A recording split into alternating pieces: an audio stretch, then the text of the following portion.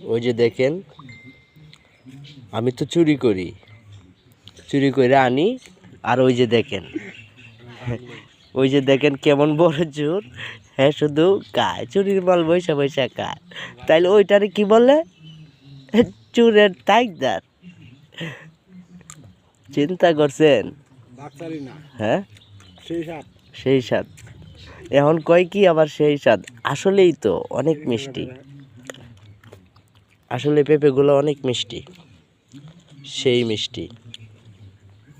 অনেক দিন পরে নিজেদের গাছ থেকে, নিজেদের বলতে চুরি করা গাছেই, ওর চাচার গাছ থেকে চুরি করে পেরে পেঁপে খাইতেছি। সেই স্বাদ পেঁপে।